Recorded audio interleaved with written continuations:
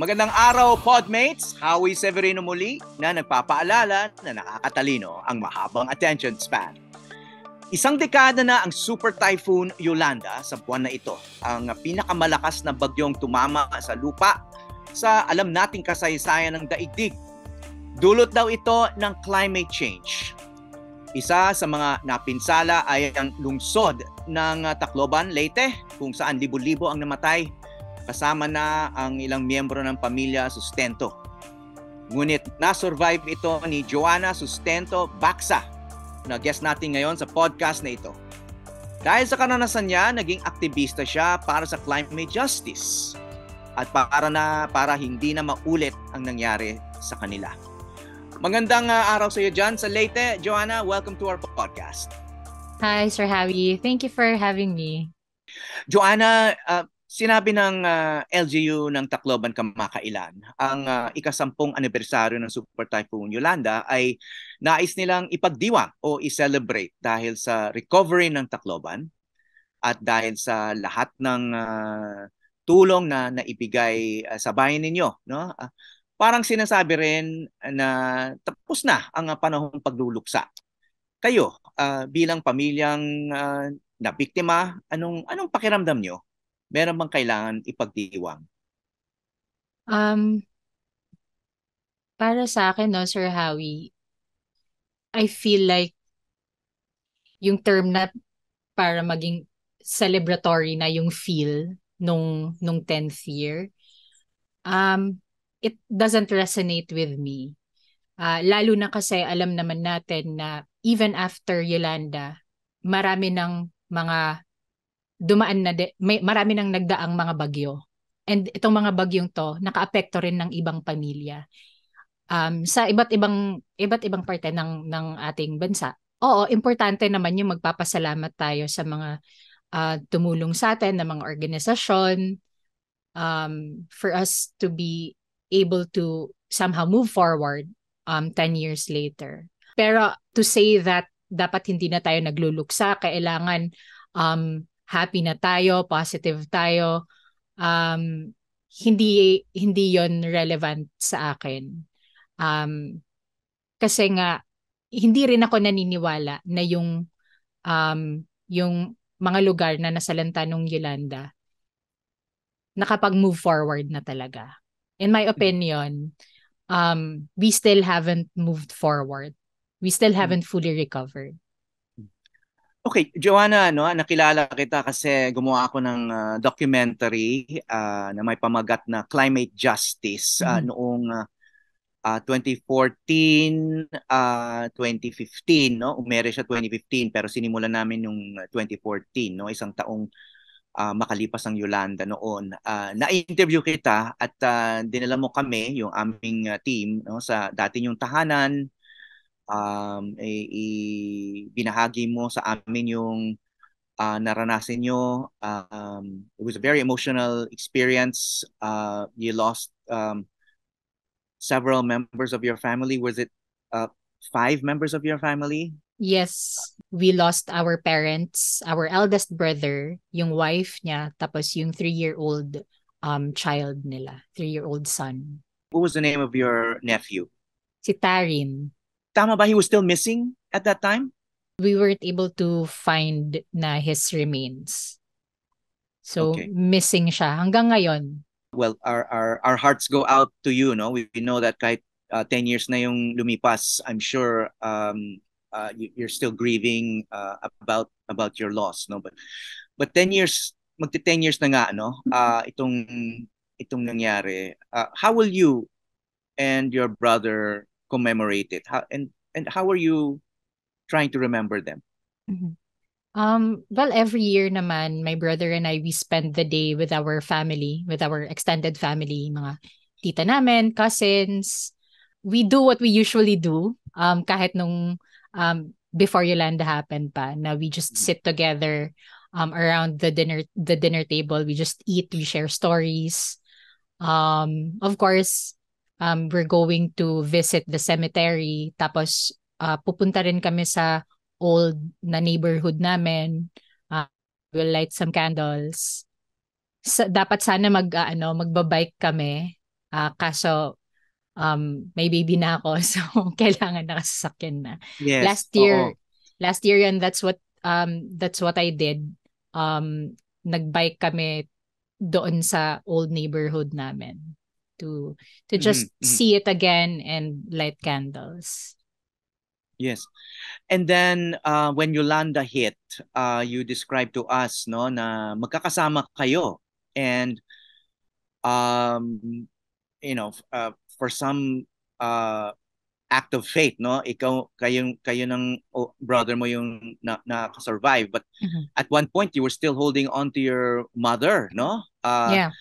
oo magkakasama kayo and then you actually saw them go under no sa tubig Yeah. at Mm-mm.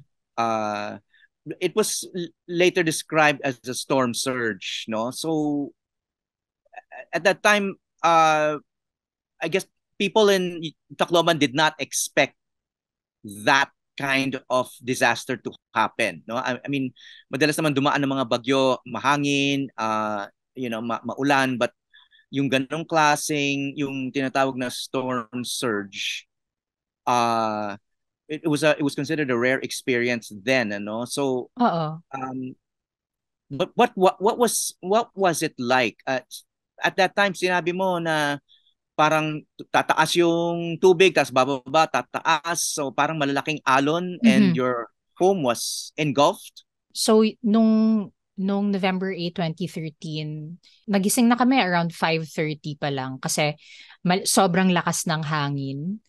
And then um kaming lahat kaming lahat sa family namin, doon kami nakatira sa isang bahay. It's our house is a bungalow home, so wala kaming second floor. Actually, before the typhoon happened, we were already keeping ourselves updated with the typhoon warnings.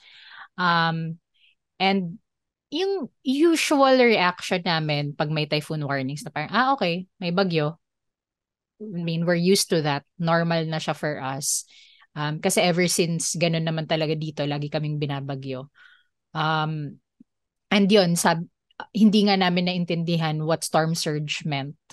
So, yung sinasabi lang parang tsunami daw. And we lived by the Cancabato Bay. So it's a bay. It's not an open sea. So confident yung father namin na hindi kami matatamaan nun ng storm surge na yon kasi hindi nga siya open sea. Pero ayun, we didn't expect that the typhoon, this typhoon, Yolanda, it's a different kind of monster pala na yung buong bahay namin na engulf um, ng tubig. And what I remember was we had to go out of the house kasi yung tubig sa loob ng bahay, ang bilis mag-rise, ang bilis niya tumaas. And if we stayed inside the house, matratrap kami. And dun, baka hindi na kami makasurvive. So, lumabas kami ng bahay and the water was murky. Para siyang pinaghalong tubig alat, langis, mud, and umuulan din, malakas din yung hangin. Wala akong masyadong makita because sobrang puti lang lahat and para akong binabato rin ng crushed ice sa mukha ko. Kaya hindi rin ako makakita kung ano yung nangyayari sa family ko. Eventually, nagkahiwa-hiwalay Excuse me, kami. para kang tinatamaan ng crushed ice sa mukha. Oo. I think it was because of yung tubig, tapos yung malakas na hangin. So nadadala ng malakas na hangin yung tubig and para akong binabato Mhm, ng okay. yun yung feeling sa mukha ko. Yeah, Um, lakas ng hangin. Yeah, oo. oo. Um, Tapos eventually nagkahiwa-hiwalay kaming pamilya. Yung kasama ko before kami um naanod away from the house was my parents. So we were just holding on to something. I think it was a log. So, nandito yung nanay ko, ako, tapos yung tatay ko dito sa right side ko. Tapos nagpaanod na lang kami kasi um, masyado nang marami yung debris na nakapaligid sa amin na parang natratarap na yung katawan namin sa mga debris na yon. Hindi na kami makamove if we still um if we still continue holding on dun sa gutter ng roof namin. So nagpaanod na lang kami and then I witnessed my father um I witnessed my father drown. Tapos um, umahon pa siya. Tapos nalunod siya ulit, umahon pa siya, nalunod siya ulit, tapos hindi ko na siya nakita. How And at far that, was he from you? magkatabi kami. Magkatabi lang kayo. Magkatabi kami, oo.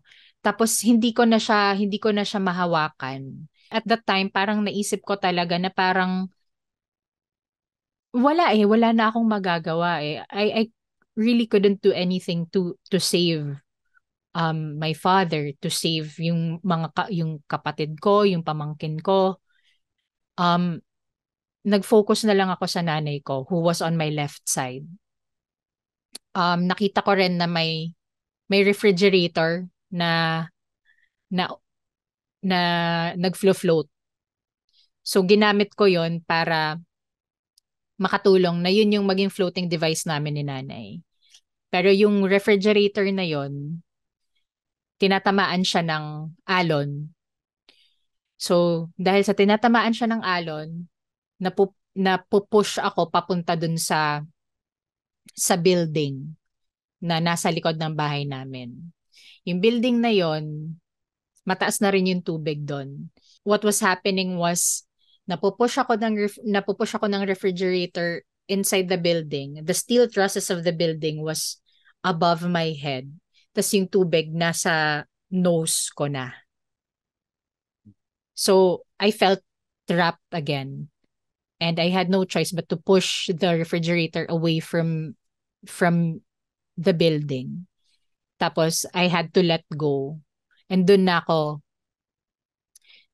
kami actually nagkahiwalay ni nanay. Kasi nalunod na ako eh. Um You went under also. Yes, I went underwater. Parang yung feeling ko na parang nasa washing machine ako. Na I was like tumbling underwater. Tapos I tried to surface but I couldn't kasi marami yung nakaharang sa ulo ko. So umabot sa point na parang pagod na ako to try to surface kasi hindi na rin ako makahinga.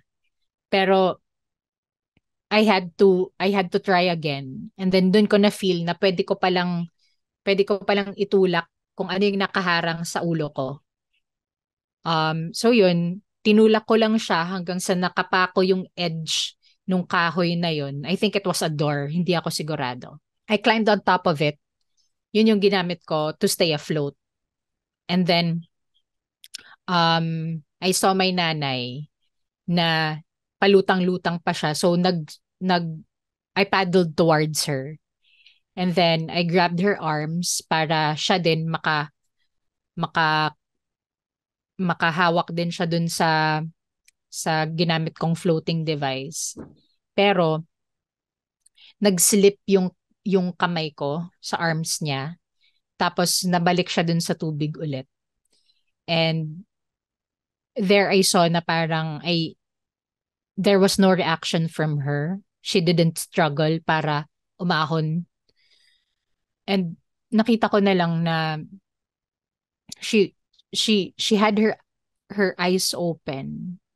Na parang and like her face was frozen in shock na tinatawag ko siya, sinasabi ko, nanay, nanay. Pero hindi na siya sumasagot. Tapos dun ko na-realize na wala na siya. And I couldn't do anything but just hug her. And nagpaanod na lang kami. Tapos may water tank, may steel frames ng water tank ako na nakita. So I held on to the steel frames. Tapos yung gusto ko sana, dun kami, like hahawakan ko lang yung remains ng nanay ko para at least hindi kami magkahiwalay. Pero um, the current was very strong na nadadala yung nanay ko ng current and ako din, nadadala rin ako. Sinubukan ko na hindi kami magkahiwalay pero napapagod na rin ako kasi mabigat na eh. Um, syempre wala nang effort from her. So, doon ko na-realize na I had to make the hardest decision of my life. I felt na yung mga hypothetical questions, for me, it turned into a reality na ano yung isasalba mo, yung nanay mo o ikaw. Kasi kung hindi ka mag-let go sa nanay mo, posibleng ikaw din, di ba? Posibleng ikaw din mamamatay ka. But if you let go naman, andun pa rin yung guilt yung survivor's guilt. Will I be able to live with that? Will I be able to live a life na wala na yung mga mahal ko sa buhay? Yun yung dilemma ko at that time. Pero naisip ko din naman na my parents made sure that I had a chance to survive before they let go. And I feel like mas gugustuhin nila talaga na I live my life kahit na wala na sila. Yung thought na yun yung lagi kong dala-dala every day since Yolanda happened. So yun, I decided to let her go and I climbed up dun sa steel frames ng water tank and I just waited na mag-subside yung baha and yung wind. Thank you for sharing that, no? It's still quite moving, even if you've told us that before, and it's been 10 years.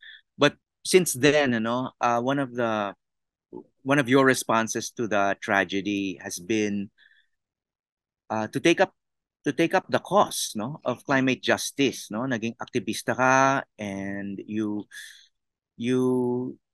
charted your own path, no? You called attention to the issue, at hanggang ngayon active ka pa rin. So yun ang naging trigger para medyo baguhin mo yung iyong, kumbaga, direction sa buhay, no? It affected your one of the major decisions in life, which is, what they're gonna do with it, right? Yeah. And also, I guess yung related question dyan is, did that choice to take up that cause, did it help you also emotionally in dealing with your loss? So definitely yung Yolanda experience, naging eye-opener siya for me. Actually for everyone naman, lalo na dito sa Tacloban. Naging eye-opener siya for me in a sense na yung buhay hindi lang about me eh. Life is not just about my immediate circle. Yung buhay ko napakaliit lang na parte sa napakalaking community, napakalaking mundo. When I realized that, sinabi ko sa sarili ko na ayokong sayangin yung pangalawang buhay na binigay sa akin. I believe that I survived for a reason. I was blessed with a second life because I need to pursue something. But at that time, syempre, hindi ko pa alam eh. Hindi ko pa alam kung ano yung something na yon. And sa totoo lang, I don't mean to patronize you or anything. Pero when I found out about the climate walk from Rome to Paris, it was because of your documentary. When I found out about this group of advocates who walked from from Manila to Tacloban in 2014 and Rome to Paris in 2015, I felt like these people were walking for us. These people were grieving with us kahit na most of these people hindi naman taga dito eh. Most of these people who were walking didn't experience half of what we've experienced. Pero they were doing this act in solidarity. And when I saw that, nasabi ko sa sarili ko na that's what I want to do eh. I want to be part of something like that. I want to be part of something bigger than myself. Yun yung naging pivotal moment for me to look for that something, to look for that purpose. Excuse me, I need to share lang with our listeners that climate walk right before the Paris conference on climate change. May mga Pilipinong climate activists naglakad nga from Rome to Paris. Pagdating nila sa Paris, aside from lobbying and joining the activities and protests doon sa Paris conference, some of them worked on a giant mural portrait of your brother, si Agit. So I just want to say na there was a personal connection also to you. So I'm sure that helped, that resonated with you emotionally then, no? Yeah. And Agit was actually a friend of the artist. Many artists, no? Yeah. He was based in Tacloban, like the rest of your family, but at the same time, I never met him, no, but I knew that he performed in Manila with his band, in places I used to go to also, and his friends na naglakad nga from Rome to Paris wanted to, memorialize him, their friend, but at the same time, they wanted to put a human face. They wanted to put a face on this mass tragedy and on the issue of climate change and climate justice. At siya yung isang napili nila, no? So your brother became kind of a symbol, no? A symbol of the whole issue. Definitely. So ayun, when I was given opportunities to speak in different platforms, to share about yung story namin ng family ko and how I was able to cope with what happened, dun ko rin na-realize na talagang our stories matter. And because these stories, they put a human face to the numbers and statistics of the climate crisis. Because when we talk about the climate crisis, it's very technical, very scientific, and most people, lalo na the masses, we tend to somehow, yung attention span natin when everything gets too technical or too scientific, nasa-shorten yan eh. But when we talk about personal stories, when we talk about real stories from real people na nakaranas ng Yolanda or any disaster, there's a certain pull eh.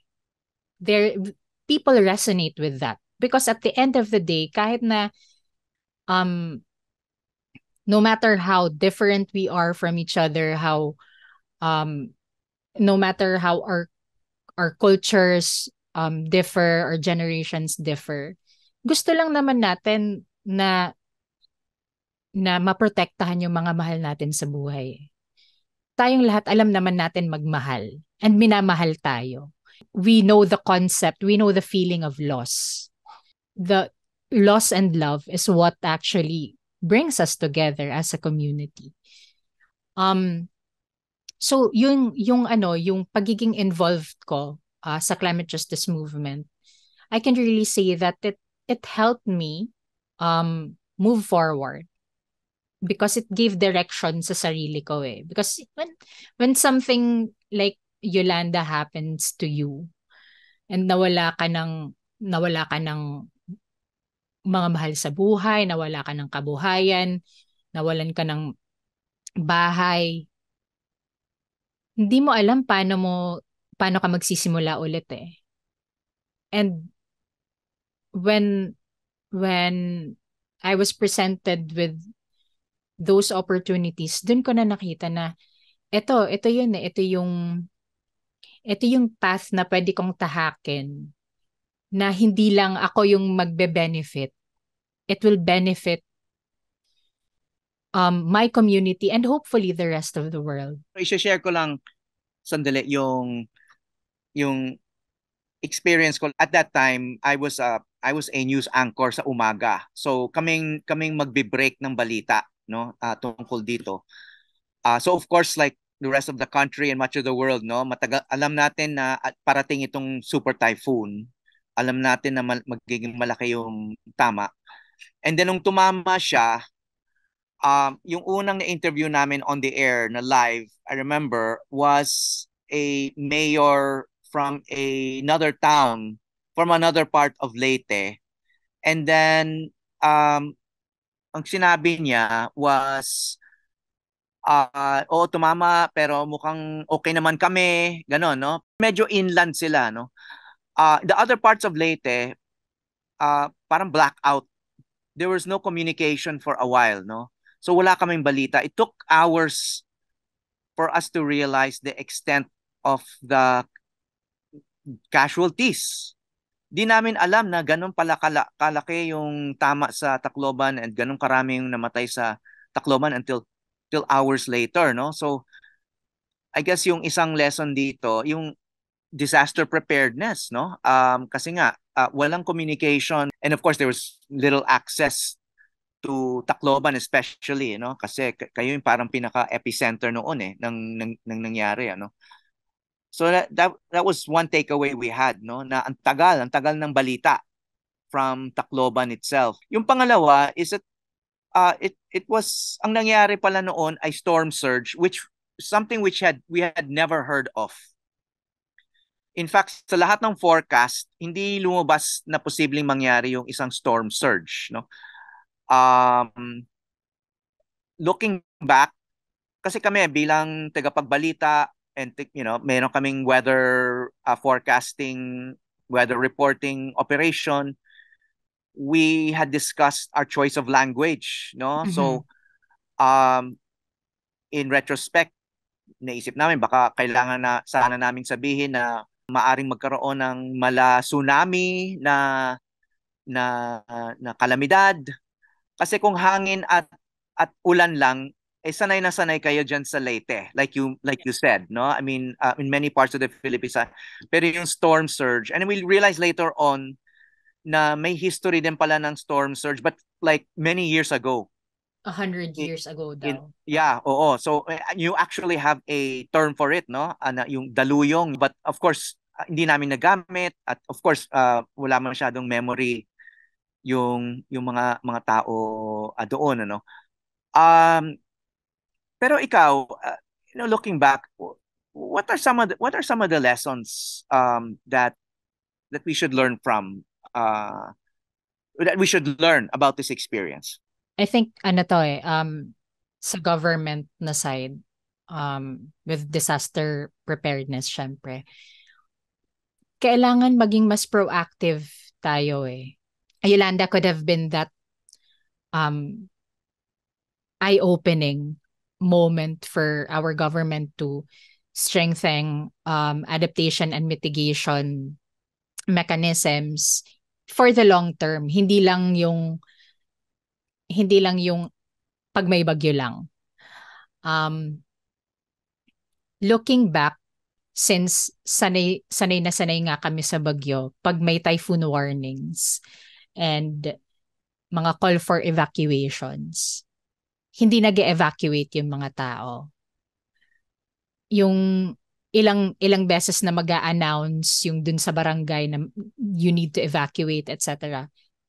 hindi pa rin nag-evacuate yung mga tao. Kasi nga, they didn't feel that sense of urgency because sabi nyo nga, the way that Yolanda was communicated, hindi siya ma-fully grasp ng tao kung ano yung storm surge. Sasabihin lang na may malakas na bagyo. Oh, okay. Ilang beses na kaming nabagyohan dito eh.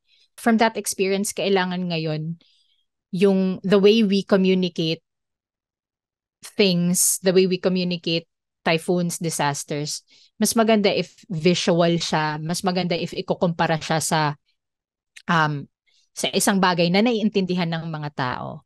Kailangan localized yung terms na ginagamit natin para mismo yung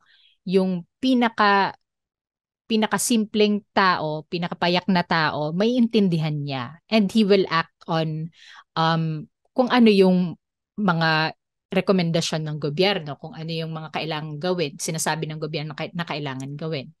Apart from that, siguro malaking factor din na kailangan yung mga DRR mechanisms natin and policies really relevant to these.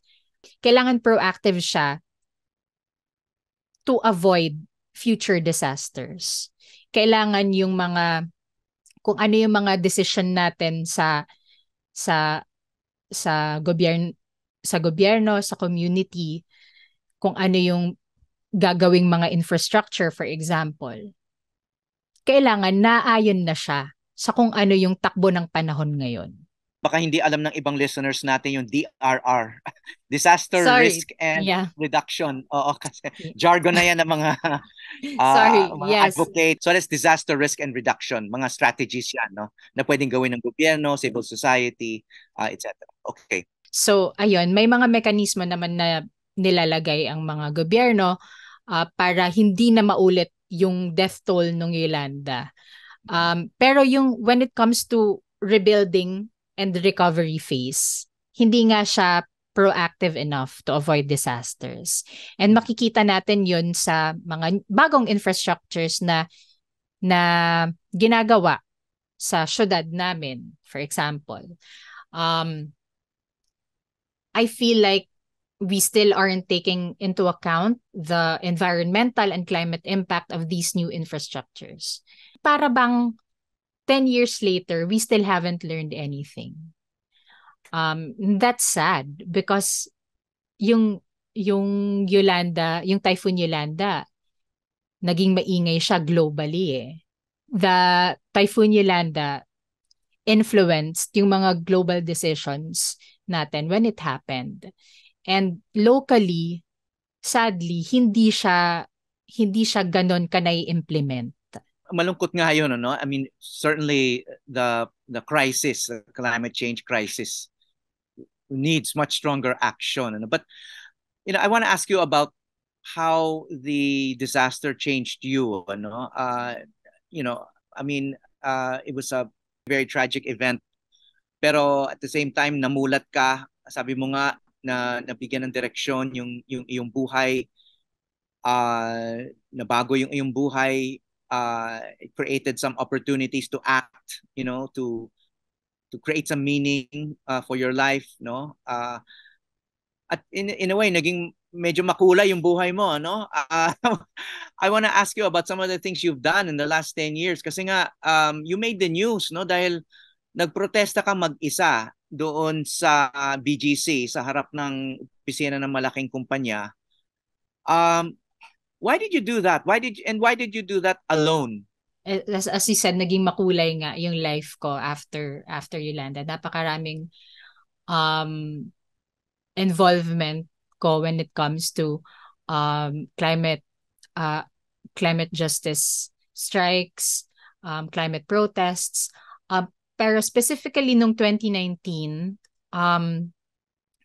I went on a lone protest in BGC against a major fossil fuel company.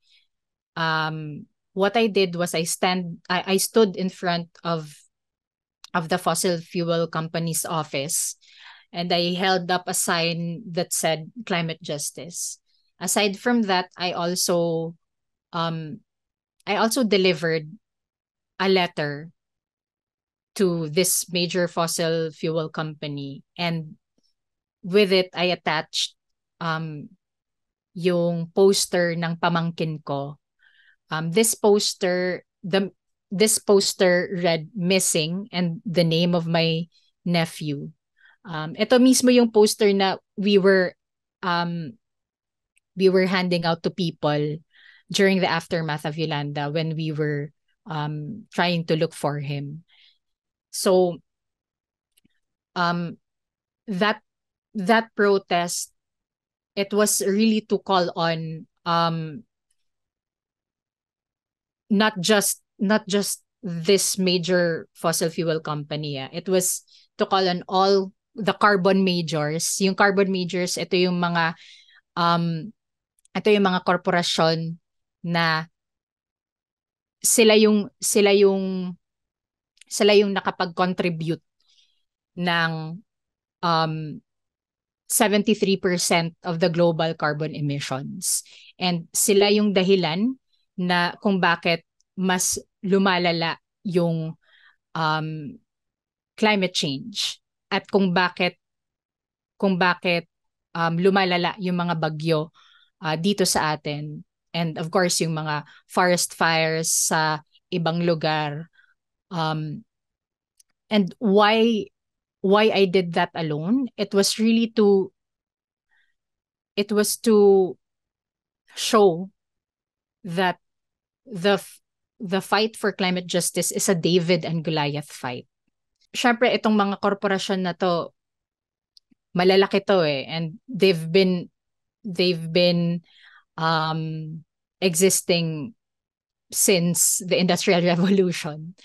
Napakalaki niyang kalaban. And here's me na sino ba naman ako, maliit lang akong tao, galing ako dito sa Tacloban. Gusto kong ipakita na kahit na maliliit tayong tao, pwede tayong mag-demand ng accountability. Pwede nating sabihan itong mga korporasyon na to na kailangan nilang managot dahil sa ginawa nila sa mundo natin with the climate crisis. Actually, hindi naman ako inaresto. I was just pulled out of the area.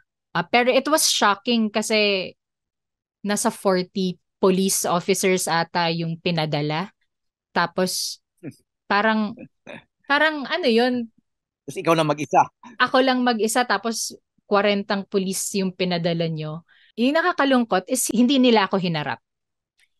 May pinadala lang sila na empleyado na hindi naman empleyado ng kumpanya. Parang empleyado lang siya nung building. Yun lang yung pinadala para i-receive yung letter. So ayun. Yun yung experience ko nung 2019. Okay, well, isa pang of course malaking pagbabago sa buhay mo. May pamilya ka na ngayon, no? I mean, ikaw mismo, you have your own family, and you have a 3-month-old child. Ano pala ang pangalan ng baby mo? Ang pangalan ng baby ko ay si Daluyon. Si Daluyon Hilway. Okay. It's a nice name.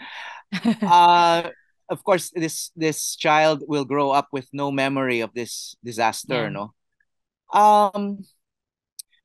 I've talked to some mothers, yung mga mulat na nanay ng mga baby din. And they have mixed emotions because on the one hand, of course, there's joy. Mm-hmm. But on the other hand, some of those I've talked to feel some guilt because this is the world we're passing on to them. Yeah. Na, you know, like your nephew, no, napaka-inosente and Mhm. was just victimized out of the blue because of greed, basically, Mhm. 'di ba? Ay, tsaka may mga ayaw magbago, Mhm. ayaw maging concerned basically, 'di ba? Because of selfishness in the world, no? So as a young mother, of this baby, ano yung emotions mo? I mean, what Mhm. you know, when this child is already old enough to understand, no? I mean, paano mo ipapaliwanag, and then how do you feel about Mhm. bringing this life into this kind of world? Yeah. Actually, I definitely relate dun sa mga mothers na nakausap niyo, Sir Howie. Actually, even before I got married, na naisip ko na parang ako gusto ko talaga magkaanak.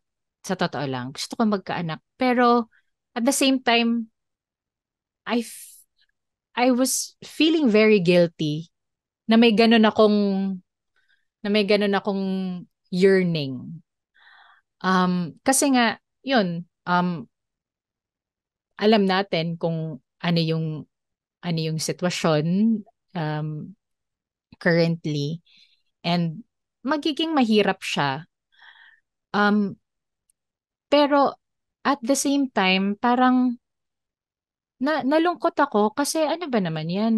Dahil nga sa dahil nga sa climate change nawalan ako ng pamilya. Pati ba naman yung kagustuhan ko to have my own family in the future, hindi na rin pwede. Parang it's unfair. Napaka unfair lalo na wala naman tayong kinalaman dito, 'di ba? We aren't to blame for this mess. Um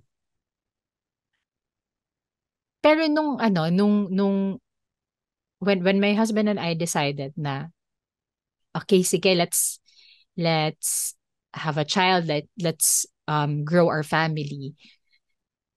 Um I felt that it was a very important decision kasi para sa amin a, a child means hope eh. A child um symbolizes yung hope natin for the future. Although sa totoo lang nung buntis ako, iniisip ko na parang um baka baka mas maging takot ako kasi nga ayoko na maranasan namin ulit kung ano yung naranasan ko nung Yolanda. Ayoko na maranasan ng anak ko kung ano yung naranasan ko. Um, Syempre, sino ba naman yung may gusto nun, di ba? Pero, when I think about it, hindi pala, hindi pala ako takot. May inkling of fear, pero mas na-outweigh siya sa, sa feeling, mas na-outweigh siya sa feeling ko of courage. Parang feeling ko ngayon, mas naging matapang ako. Um, mas naging matapang ako kasi sa climate justice work ko, alam ko na when the time comes, I'll be able to share that with my son. Na ikukwento ko sa kanya lahat na ginawa namin ng mga kaibigan ko sa climate justice movement, sa community, and it's something that I will be very proud of na naging parte ako doon. It's something na na ipagyayabang ko sa kanya na yung nanay niya pumuntang Arctic, nagprotesta sa Norwegian government dahil nag-hand out sila ng licenses for oil drilling. Yung nanay niya pumunta dun sa BGC nag-lone protest. Yung nanay niya nag-organize sa iba't ibang communities para sa climate justice. It's something that I want my son to aspire for as well. Na gusto ko paglaki niya, yun yung iisipin niya na na yung buhay niya ide-dedicate din niya sa kapwa niya, hindi lang yung pansarili.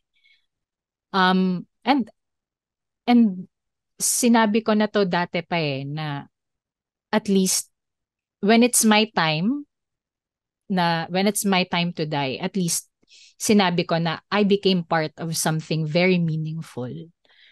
I pursued a purpose that's bigger than myself. And yun yung gusto kong values na ma-instill sa anak ko at sa pati rin sa mga pamangkin ko, sa iba pang mga kabataan, na you have to dedicate your life to a cause, whatever it may be.